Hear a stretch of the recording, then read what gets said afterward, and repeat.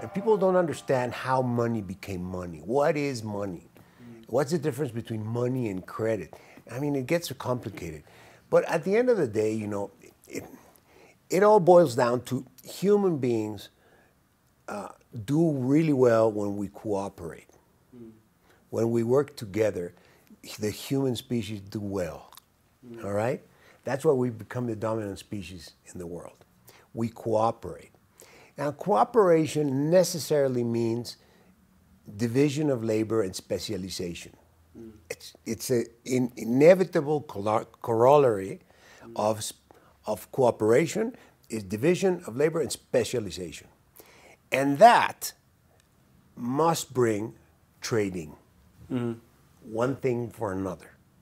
And trading, you know, when it starts as barter, is very difficult because, you know, I have to trade you my skins for your grain and his coal for my... what you want, yeah, exactly. So that's how money developed. It developed as the most liquid, the most easily realizable commodity.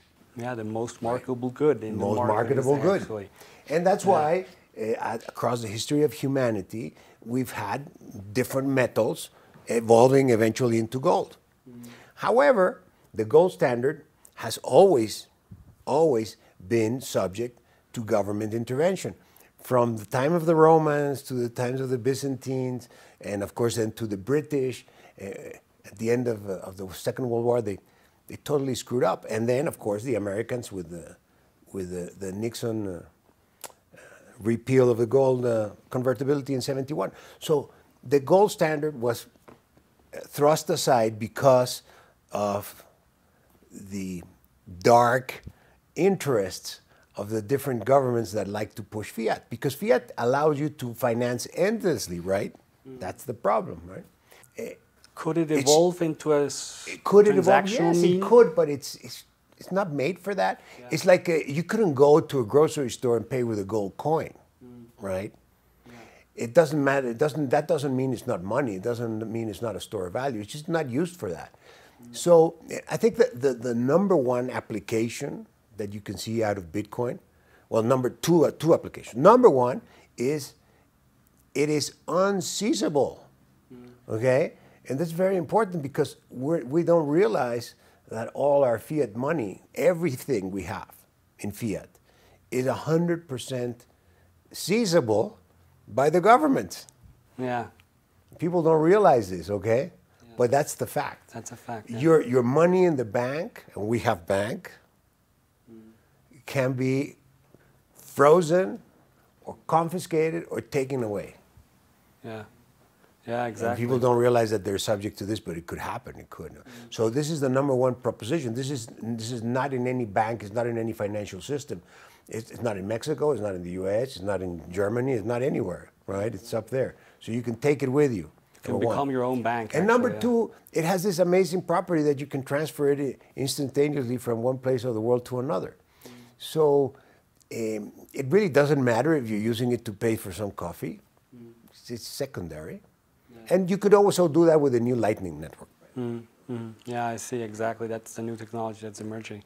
But I mean, I do understand your arguments, but somebody who's maybe a critic could say, you know, how can people, you know, from the streets, the normal guys, you know, how can they actually get this quality and really have Bitcoin as a store of value? Or yeah, well, you know, it's not in the government's interest to promote this or to make it easy. Yeah. You know, we could make it extremely easy if we were allowed to, right?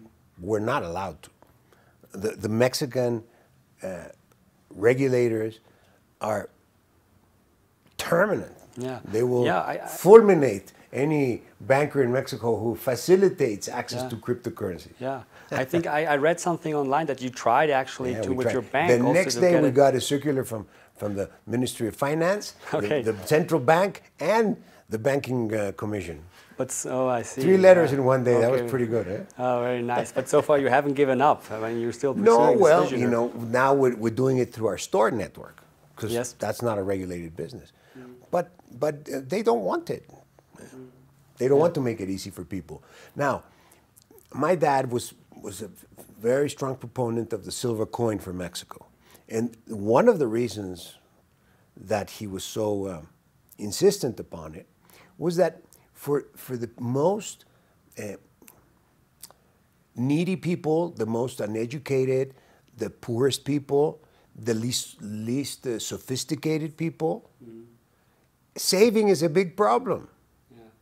Whereas if you have a coin and just hold on to it, it doesn't lose its value, you know. That was one of the main arguments in favor of the silver currency for Mexico. But of course, the powers that be did not agree. Yeah. So it didn't come to pass. Yeah, I see. I mean, so what is Bitcoin difficult for people to have? Not really. You don't have to buy a whole Bitcoin at $35,000, right? You can buy a 100th million part of it, right?